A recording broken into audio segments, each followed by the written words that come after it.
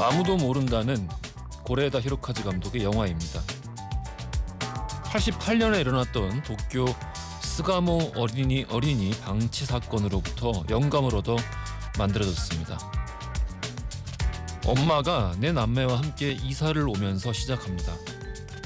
엄마는 집주인에게 아이가 하나라고 속였고, 그래서 다른 아이들을 여행 가방에 넣어 숨기는 식으로 몰래 들여옵니다. 엄마는 남자 문제가 많습니다.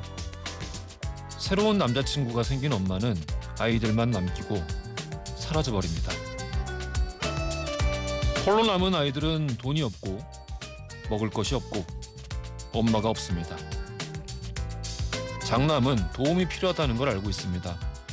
하지만 어른들에게 부탁했다가는 동생들과 함께 살 수 없다는 걸 알기 때문에 어떻게든 혼자 힘으로 동생들을 보살핍니다.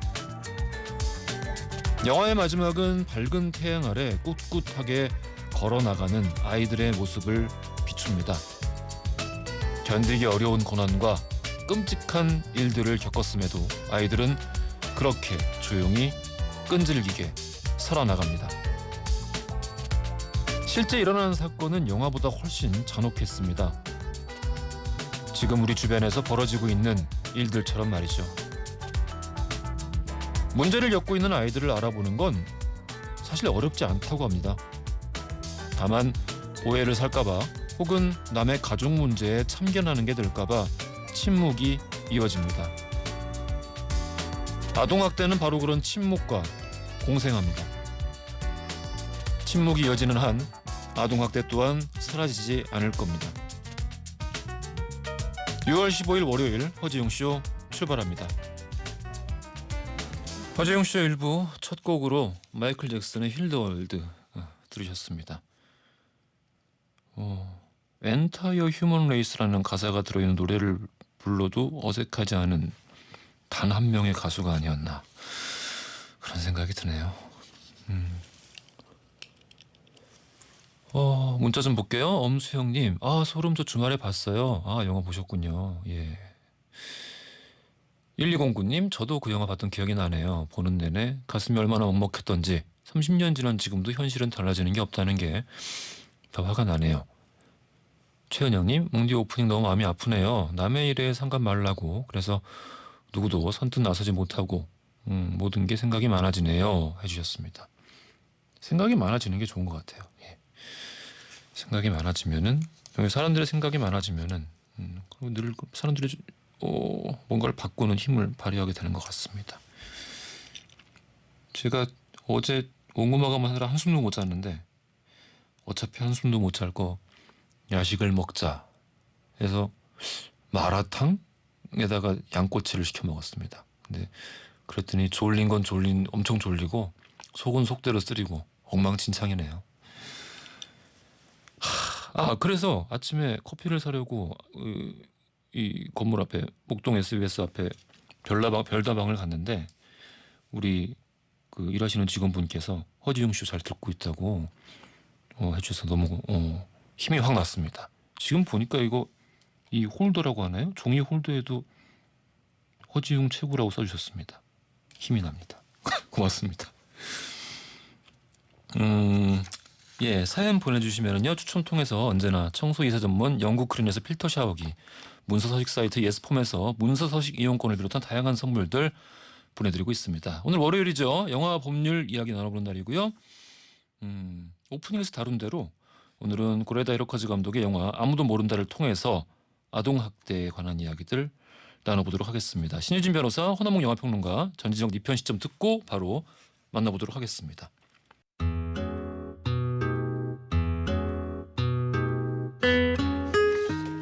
무조건 여러분의 든든한 편이 되어드립니다. 전지적 네 편 시점, 오늘은 백인휘님 사연으로 시작합니다. 친정엄마에게 스마트폰을 사드렸더니 요즘 셀카 찍는 재미에 푹 빠지셨어요. 그런데 밤낮으로 셀카 사진을 찍어서 보내고 계세요. 한밤중에 사진 본 거 보면은 살짝 무섭습니다. 셀카를 계속 보내는 엄마, 어떻게 해야 될까요? 뭐 어떻게 하실 필요가 있을까요? 그냥 좀 받아주세요. 그리고 저는 개인적으로 친정 엄마라는 말 좀 없어졌으면 좋겠어요. 그냥 뭐 우리 엄마지 뭐. 친정 엄마라는 말은 없어졌으면 좋겠습니다. 좀 에이 얼마나 귀엽습니까? 예, 봐주세요. 3949님, 요즘 만보 걷기를 하고 있어요. 어제는 하우스에서 작업을 하고 너무 더워서 남편이랑 차 타고 갈까 생각했는데 세상에 남편이 먼저 차 타고 가버린 거예요. 전화했더니 만보 걸어야지 이러는데 신랑이 저를 너무 사랑해서 그런 거겠죠? 그런 거겠죠? 아, 옆에서 평론가님이 말 인못. 아, 그렇습니다. 예, 아마 그런 거 아니겠습니까? 예, 뭔가 일종의 동지의식 그런 게 아닐까 생각이 듭니다. 3850님, 오늘 정말 짜증나는 일이 있었어요. 지하철에서 크게 어깨를 부딪혀 넘어졌는데 상대방이 사과도 안 하고 그냥 가버리더라고요. 저도 펀치 날려버리고 싶었어요. 너무 화가 나고 창피해서 땅만 보고 걸었네요. 옹디가 한마디 해주세요. 진짜 나쁜 놈이네. 이런 사람들은 글쎄요. 그냥 어깨를 부딪혔는데 그냥 지나친 적은 사실 저도 있습니다. 옛날에 그게 사과할 타이밍을 놓치면 되게 애매해져요. 아, 지금 사과해야지 했는데 이게 조금 좀 지나버린 거야. 그러면은 뒤돌아서서 다시 사과한다는 게 좀 이상해서 그때 그냥 지나갔던 기억이 있는데, 이건 심지어 넘어지셨는데 넘어진 거를 그냥 지나쳐갔다는 거는 이상한 사람 만나셨네요. 예. 앞으로 그런 사람 안 만나셨으면 좋겠습니다. 선시전 이편 시점에서는 여러분의 다양한 사연들 드리고 있습니다. 짧은 건 50원, 긴 건 100원이 드는 문자 샵 1035나 무료인 고릴라 또는 저희 허지웅씨 홈페이지에 사연을 남겨주시면 추첨을 통해서 선물 보내드립니다.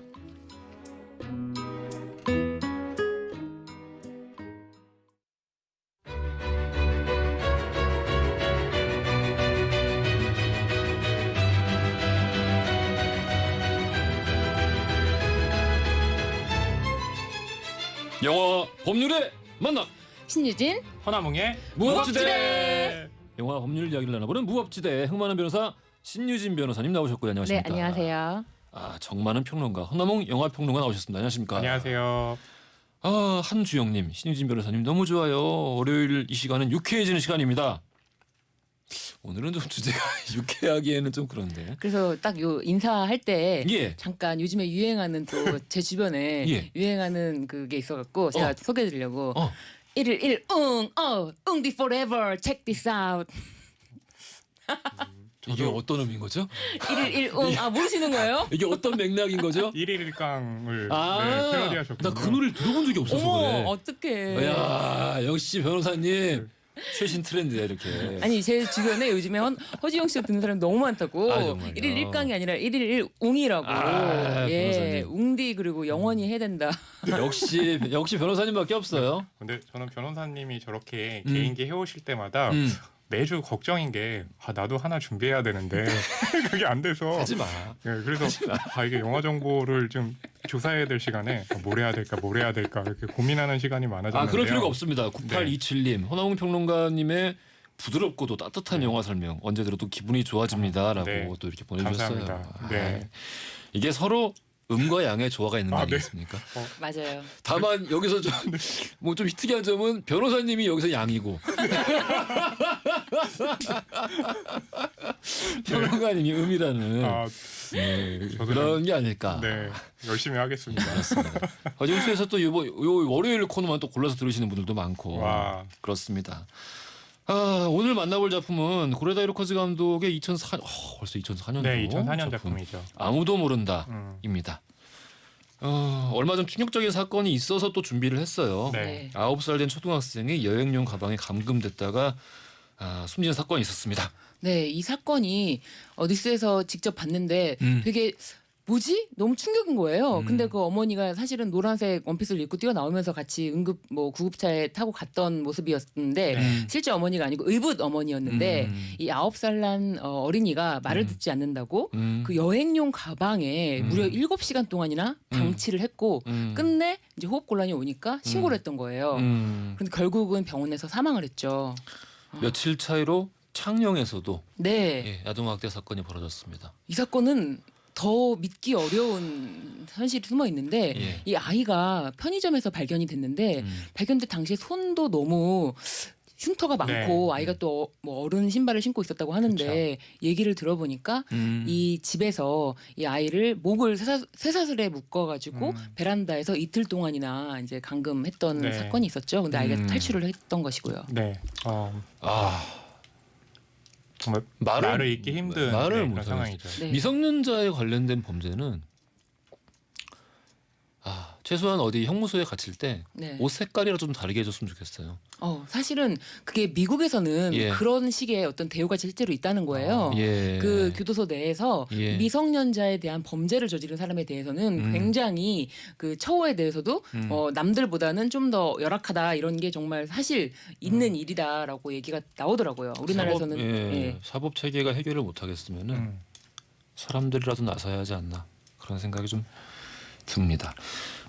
영화 아무도 모른다. 네. 이 못 보신 분들도 많으실 거예요. 예. 그러니까 이 가방에 이제 아이를 넣은 것 때문에 지금 많은 공분을 사고 있는데 이 영화에도 비슷한 장면이 나오지만 느낌은 사뭇 다릅니다. 뭐냐면 극 중에 주인공인 어머니가 있고 이 어머니에게는 아이들이 4명 있는데 아파트를 이사하는데 그 아파트에서는 아이가 많으면 문제가 많이 생긴다고 입주를 못하게 했나 봐요. 그래서 이제 이 어머니가 나에게는 자식이 1명 있다라고 그렇게 좀 거짓말을 한 후에 이 아파트에 들어오게 됐는데 그래서 그 아이 3명 중에 이제 2명을 여행용 가방에다가 이삿짐 옮길 때 거기에 이제 넣어가지고 아이들을 집으로 이제 들이는 장면 그리고 또 한 명의 아이는 이사가 끝난 후에 사람들이 한적할 때 이제 집으로 들어오는 상황인데요.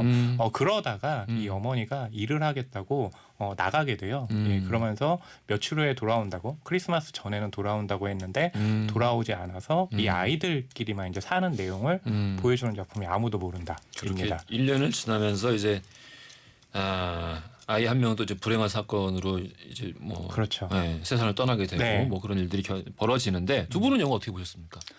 저는 이 영화 보고 되게 엄청 슬픈 일이고 끔찍한 일인데 영화로 이렇게 표현할 수 있다. 그거를 너무 좀 감동을 받은 것 같아요. 그러니까 영화의 표현이라는 거는 와, 이 감독의 영화가 이런 감독의 뭐 예술 뭐 그런 네. 것이 이런 것일까 싶은 생각이 들 정도로 그랬고 또 그 장남 역할을 맡은 그 아이가 뭐 예사롭지가 않더라고요. 연기 너무 잘하죠. 아기라 유가. 예. 네. 예. 그래서 나중에 봤더니 그 상을 받았다 그러더라고요. 네, 깐에서 맞아요. 상 받았죠. 그러니까 2004년이었죠. 네. 박찬욱 감독 올드보이가 심사위원 대상 받은 해에 맞습니다. 보통 그 언론에서는요 올드보이가 워낙 화제였기 때문에 아마 남자 연기상은 최민식이 받을 것이다라고 했는데 예상을 뒤엎고 발표했는데 누구라고? 그렇죠. 아무도 모른다에 아기라 유아가 이제 받게 됐는데요. 왜냐면은 전문 배우가 아니었기 때문에. 그렇죠. 예. 그리고 이 영화에 출연할 당시에요. 이제 아이 역할이 4명이 필요했었잖아요. 그래서 그 둘째, 셋째, 넷째는 뽑은 상태였는데 그 촬영을 한 달 앞두고도 이 첫 번째 그 역할을 맡은 배우를 찾지 못했던 거예요. 그러다가 추천을 받았어요. 그 감독의 사진을 보고 이 연기를 잘하고 못하고를 떠나서 이렇게 분위기가 있는 아이가 아마 어머니가 없는 상황에서도 동생들을 잘 지켜내고 혼자 잘 이겨낼 거다라는 생각이 들어서 이제 캐스팅을 했는데요.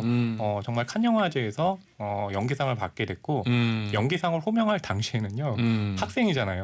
그래서 중간고사 때문에 네, 시상식에는 참석하지 못하고 집으로 돌아갔다가 그 소식을 듣고 굉장히 깜짝 놀랐다는 비하인드 스토리가 있죠.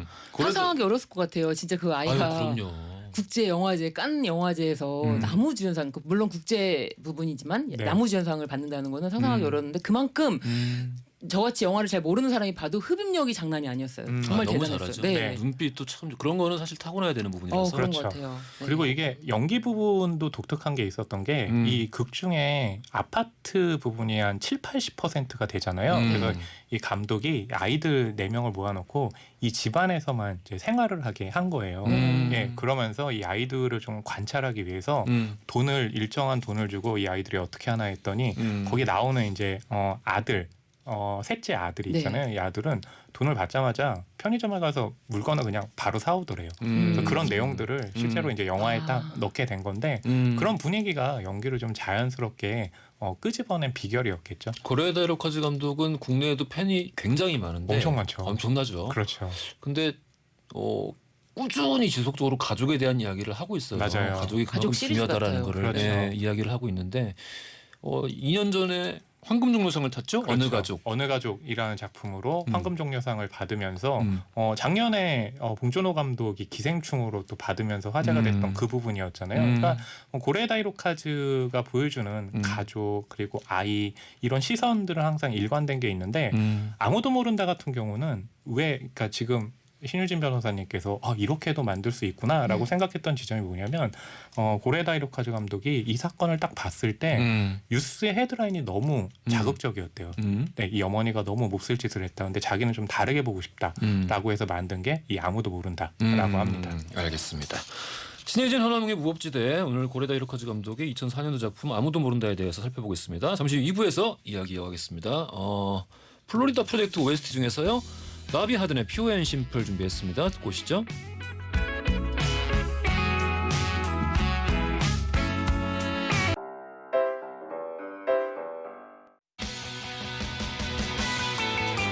웅디라고 좀 불러다오 웅디라고 좀 불러다오 웅디라고 좀 불러다오 웅디라고 불러다오 웅 세상을 향한 유쾌한 궁금증 허지웅 쇼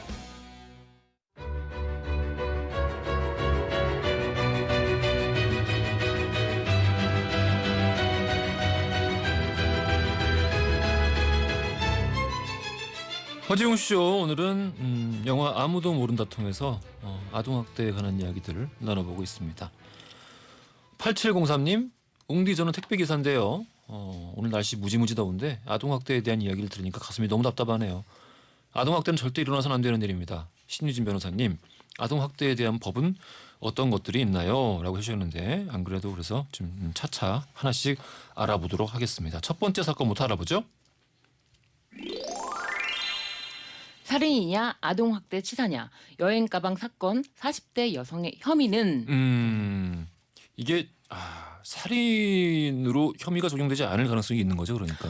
네, 사실은 그렇습니다. 이제 살인을 의도했다 안 했다라고 보기가 너무 어려워서 미필적 고의까지 이제 판단해볼 여지가 있는데 아무래도 그 미필적 고의 이 아이가 여기다가 가둬두면은 죽을 수도 있다라는 거를 용인을 해야지만 이걸 받아들여야 내심적으로 받아들여야지만 이제 살인죄가 적용이 되는 거거든요. 근데 그것보다는 아무래도 이 아이가 얘를 방치한 것에 좀 더 가깝고 그 끝에 결국에는 사망이라는 결과가 발생한 것이라고 해서 아동 학대 치사가 적용될 가능성이 높고요.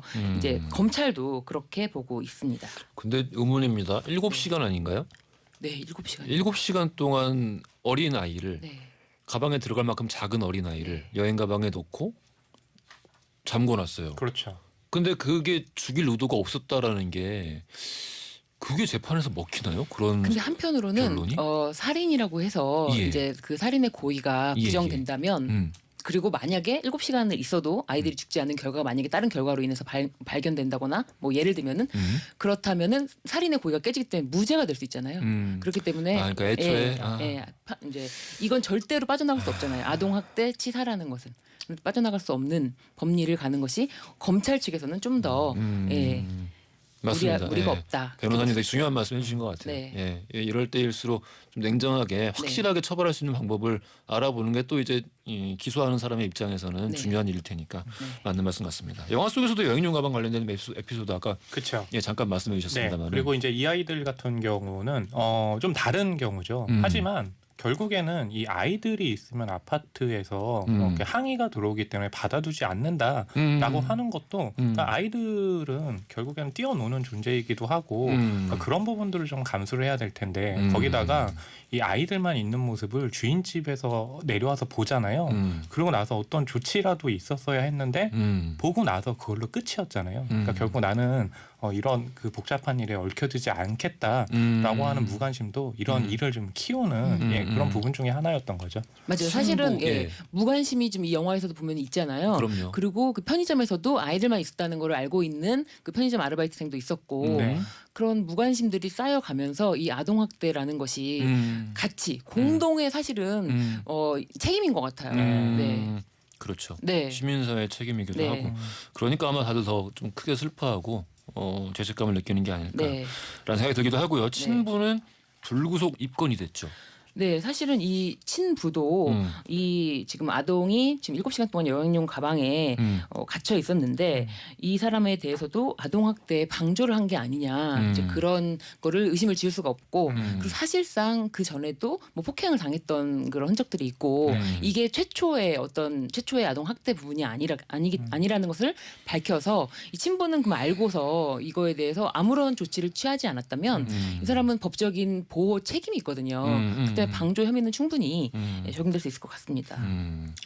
창녕 사건 아까 우리 간단하게 언급하긴 했습니다만은 네. 이 양상들이 너무 잔인해요. 이게 너무 조금 더 사실은 이 아동이 이렇게 가방에서 발견돼서 결국에는 죽은 소식이 전해지자마자 이게 CCTV에서 한 어린이가 편의점에서 돌아다니는 영상이 저도 봤어요. 막 보도되는 거예요. 뉴스에서 나오고 있죠. 네, 그래서 그 아이 사건이 또 아직 이 아이는 그래도 살아 있으니까 이 아이 사건이 집중이 될 수밖에 없었는데 이 손이 후라이팬이라든지 그런데 지져져가지고 불에 다 지져져가지고 지문이 없을 정도다라는 거예요. 근데 사실 이 영화에서도 그 아이가 이제 대인 흔적이 있잖아요. 네, 영화에서도 진짜 그런 것들을 단편적으로 보여줬는데 이런 게 현실에 계속 발견이 되는 게 진짜 너무 마음이 아프더라고요. 4043님이 문자 보내주셨는데 가방을 큰 가방에서 오줌 쌌다고 작은 가방으로 바꿨다던데 그 사람도 감옥 가면 가방에서 자라고 해요 라면서 이렇게 보내주셨는데 무슨 할 말이 없습니다. 이게 참 이런 인간을 보도의 측면에서 보면 그러니까 이제 사람들이 또 그런 잔인한 광경을 보면 굉장히 충격을 받잖아요. 그래서 이제 영화를 만들 때도 아이들과 관련한 이제 윤리라고 해가지고 이렇게 잔인한 장면의 직접적인 가해 장면들을 안 내보내는 것을 굉장히 중요하게 삼고 있거든요. 그러니까 그런 부분들도 아마 우리가 좀 보도를 하는 데 있어서는 생각해 볼 필요가 있다고 봅니다. 아동학대가 계속해서 반복되는 이런 거는 아무래도 뭐 처벌의 수위가 약해서일까요?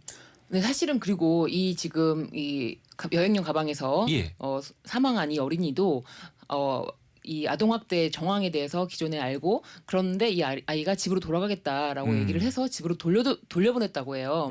그런데 이게 현행법상에서는 즉각적으로 부모와 분리하는 조치를 취할 수만은 없었던 부분이 있었어요. 그래서 이런 사건을 통해서 정부가 더 이상 이런 아동학대 범죄에 아이들이 그대로 다시 노출되고 다시 집으로 돌아가면 더 큰 학대를 받게 될 것이 너무나 뻔한데 그거를 막을 수 없는 그 부모 현재 보호자라고 돼 있는 부모로 돌아가는 걸 막을 수 없는 것에 대해서 이제 개정하겠다 이런 부분에 대해 조치를 취하겠다라고 해서 지금 즉각 분리제도 이런 걸 도입을 검토하고 있고요.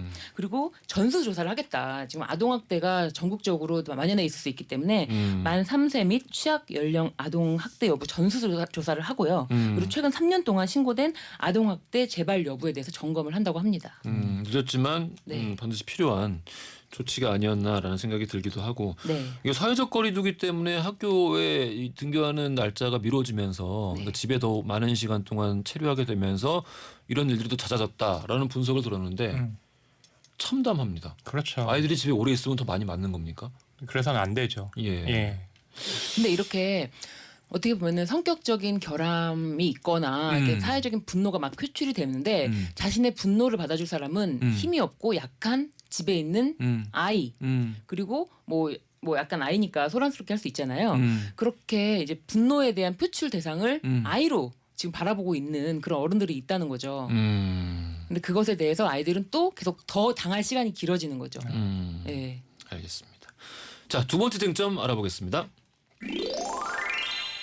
새 남매 학교 안 보낸 엄마 2019년 항소심에서 실형 선고.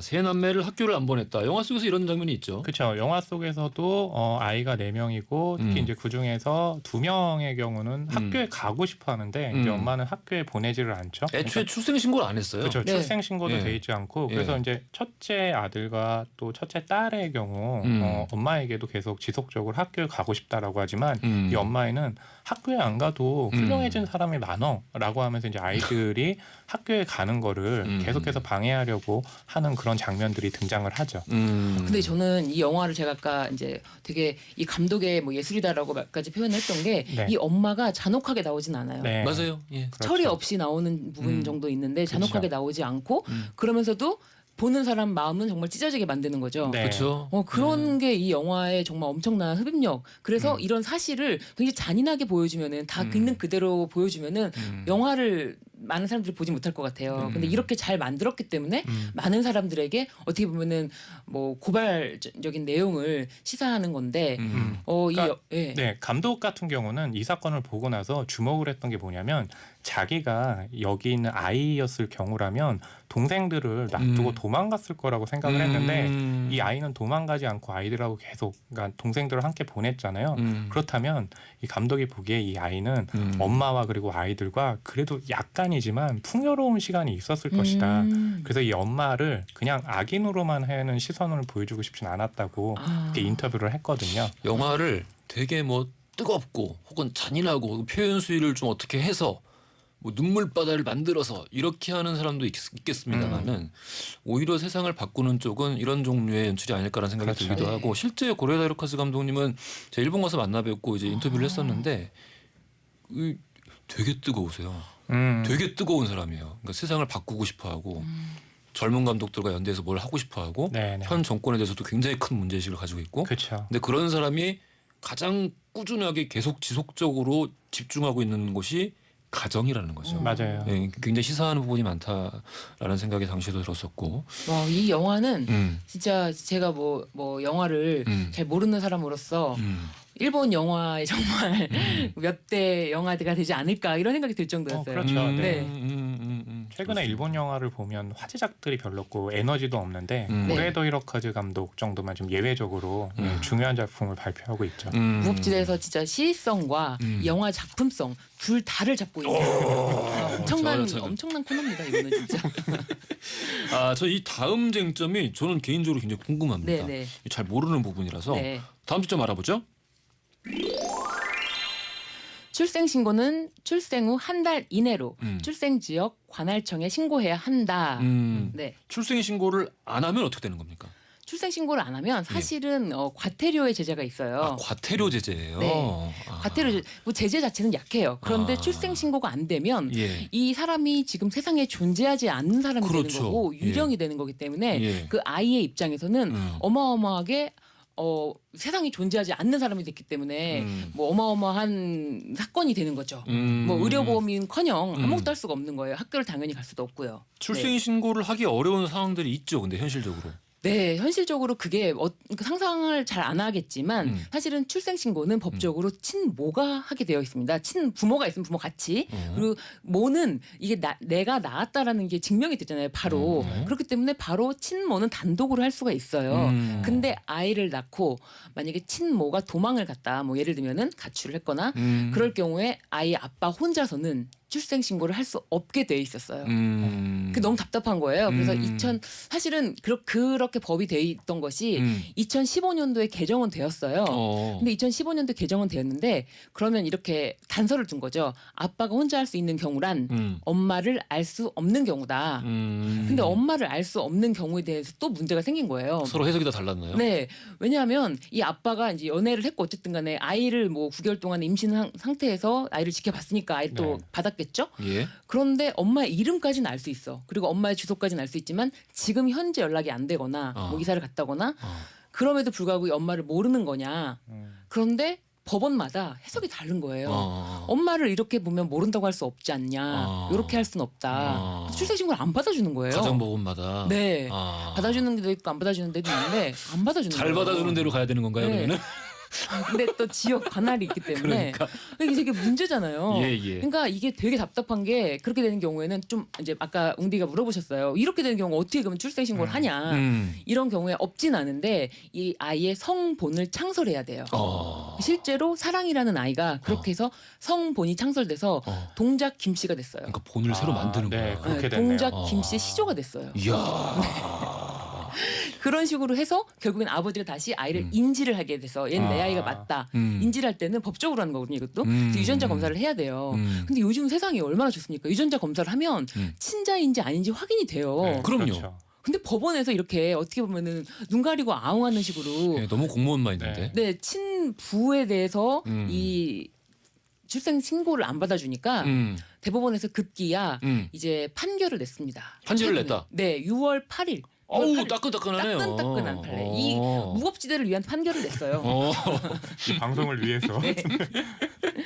그래서 아이들의 출생 등록될 권리 이거는 기본권이다. 기본 당연하지. 네, 이 아동이 출생 등록될 권리에 대해서 법적으로 보장해야 된다. 네. 이런 권리를 인정을 했고 사실은 이 대법원에서 있었던 사건은 뭐냐면 이 사건에서 엄마는 존재했어. 엄마 도망가지도 않았어요. 그러니까 법적으로 엄마가 도망가거나 알 수 없는 경우 아빠 혼자서 신고하게 해주는 예외인데 이 사건에서는 엄마는 도망가지도 않고 아빠랑 같이 출생 신고를 하러 간 거예요. 근데 문제가 있었어요. 엄마가 중국인이었는데 아, 10년 전에 여권이 무효화돼서 중국으로부터 그래서 더 이상 엄마가 어떠한 서류도 발급받을 수가 없는 상태인 그렇죠. 거예요. 그러니까 서류가 발급받을 수 없지만 엄마가 누군지 알고 옆에 있어. 이런 경우에 출생 신고를 받아줘야 돼라고 했는데 세상에 1심과 2심은 받아주면 안 된다 그랬어요. 아 정말. 네. 옆에 있는데. 네, 옆에 있으니까. 저도 이 뉴스를 보고 예. 정말 어이 없어가지고 두 분처럼 이렇게 웃었던 기억도 있거든요. 이게 네. 무슨 이유가 있나요? 타당한? 최소한 그 맥락이 법 있는? 조문에 예. 뭐를 알 수 없는 경우라고 되어 있거든요. 예. 뭐를 알 수 없는 경우인데 뭐가 옆에 있잖아요. 옆에 엄마가. 있는데 왜 알 수 옆에 없다는 있으니- 거야? 그러니까 그렇게 법으로 해석할 수가 없다. 옆에 서 있긴 한데 이 사람의 출처를 알 수가 없다. 그래서 뭐 뭐를 알 수 없는 경우에 해당하지 않고 뭐를 알고 있지 않느냐. 엄마를 아는데 서류가 부족한 경우에는 이 법조항에 의해서 신고할 수 없다. 되게 어떻게 보면은 탁상공론이죠. 그러니까 네. 대법원에서 이 뭐를 알 수 없는 경우에 아빠 혼자서 신고할 수 있게 해주는 이 취지를 좀 생각해라. 이 뭐가 있어도 외국인이라서 이 자신의 서류를 구비할 수 없는 경우도 엄마를 알 수 없는 경우에 포함시켜서 그러니까 서류를 만들 수 없는 경우에 포함시켜서 아빠 혼자서 출생신고를 할 수 있게 해야 된다. 왜냐하면 태어나는 순간 이 아이는 대한민국 국민이거든요. 그런데 이 대한민국 국민이 출생신고될 권리조차 누리지 못한다면 이건 너무 가혹하다. 맞습니다. 네라고 해서 이런 권리를 기본권으로 인정을 했죠. 네. 아무도 모른다. 영화 아무도 모른다를 통해 가지고 아동학대에 관련된 여러 가지 이야기들을 나누고 있는데요. 그렇습니다. 이게 최근에 계속해서 뭐 아동학대는 물론이거니와 미성년자를 상대로 한 범죄들이 계속해서 좀 이 연이어 터지면서 네. 심지어 조직적인 경우들도 있었고 네. 이런 거를 지켜보고 있으니까 사실 범죄에도 여러 가지 범죄들이 있습니다만은 미성년자에 관련된 범죄는 그 사람 마음을 완전 그러니까 사람을 사람이 아니게 만드는 것 같다라는 생각이 심지어 그냥 그걸 관련되지 않고 그냥 뉴스 보도를 보기만 해도 네. 이게 너무 참담한 마음이 그냥 우리 모두가 더 이상 사람이 아닌 것 같다는 마음을 자꾸 들게 그렇죠. 만드니까 이런 일들을 좀 제대로 일벌백계 했으면 좋겠는데 맞아요. 좀 안타까운. 그래서 지금 사실은 그 창녕에서 발견된 그 아이가 이제 그 편의점에서 발견된 그 CCTV 영상을 보고 그 청원이 일고 있어요. 그 부모에 대해서 무기징역 선고해라. 이거는 부모로서 할 일이 아니다. 어떻게 아이를 또 목줄까지 해가지고 가두고 그러느냐. 근데 법적으로 불가능하잖아요. 무기징역까지 선고가 되지는 않겠지만 예. 그만큼 이제 국민들이 이렇게 아이에 대한 범죄에 대해서는 제발 솜방망이 처벌이라는 거로 피해가지 말았으면 좋겠다라는 그런 생각이에요. 근데 실제로 이제 이 사건 일본 이 영화의 실화가 바탕된 사건이잖아요. 예. 이 사건에서도 사실은 이 엄마가 심한 징역을 받진 않았어요. 그렇죠. 예, 왜냐하면 사실 근데 이 사건에서는 또 어떻게 보면은 유기 방치하고 떠난 요 정도인데 그러니까 형을 안 살았어요. 예. 집행유예 받았죠. 집행유예로. 예. 네. 왜냐하면 아이를 다시 돌봐야 된다. 근데 이 엄마가 자수를 하긴 했더라고요. 자수를 한 점이 아무래도 감명이 됐고 그리고 앞으로 아이들에 대해서 뭐 돌보겠다라고 뭐 했겠죠. 근데 그리고 그 한 상황도 아들이- 답답한 게 네. 그 애초에 아이들이 그렇게 유기돼가지고 자기들끼리 사용하라고 있는 게 집주인에 의해서 발견이 됐고 맞아요. 발견이 된 게 TV에 나와서 뉴스를 통해서 보도가 되면서 일본 열도가 난리가 났어요. 엄마 어딨냐, 엄마 찾아라. 그래서 그 한 명을 찾으려고 일주일 동안 난리 브루스를 쳐가지고 엄마가 기억이 나타난 거예요. 그러니까 자발적으로 자수했다라고 자수. 표현하기가 애매해요. 그리고 이게 네 남매가 나오잖아요. 네. 실제는 5남매였어요. 근데 그 중에 한 명이 그렇죠. 죽어 있었고 아까 음. 이제 출생 신고를 안 했다라고 넘어가는데 그 안 했던 이유도 그런 사실이 밝혀졌을 때 자신이 벌을 크게 받을까봐 숨기려 했다가 드러난 사실이 집안의 장롱 속에 시체가 그렇죠. 숨겨져 있었죠. 맞아요. 이런 그러면은, 일들이 예, 참. 그러면 실제 사건에서 그렇게 그 아이가 한 명 사실은 뭐 죽고 사체유기 이렇게 했고 일본에서도 우리나라처럼 이 형벌이 양형이 실제로는 너무나 미약한 네. 것이 그러니까요. 아닌가 예. 그런 생각이 드네요. 그런 생각이 들더라고요. 사실 그 많은 부분 특히 이제 형법 양형 기준 같은 것들을 우리가 이제 일본 거를 많이 가져온 맞아요. 측면이 있기 때문에 네, 네. 맞습니다. 그래서 이런 종류의 이 굉장히 좀 가벼운 처벌 같은 것들이 일본과 한국에서 되게 똑같이 반복되는 게 아닌가 네. 그런 생각이 들기도 했었습니다. 그 아까 제가 잠깐 두 번째 쟁점으로 네. 그 2019년도에 우리나라에서도 아이들을 학교에 보내지 않았던 엄마 예. 네. 그 엄마가 이제 실형을 받았는데 실형 징역 8개월 받았었거든요. 근데 아이들을 출생 신고를 안 했다는 거는 아이들을 아예 방치했다는 거예요. 네. 그렇죠. 네, 한 명은 심지어 큰 아들은 20살이 됐고 큰 자녀는 20살이 됐고 뭐 15살 이렇게 됐는데도 출생 신고 자체를 안 하고 학교를 보낸 적이 없는데 사실은 그 엄마가 이제 이렇게 해서 재판에 서게 되자 아이들이 엄마를 탄원했다는 거예요. 엄마를 다시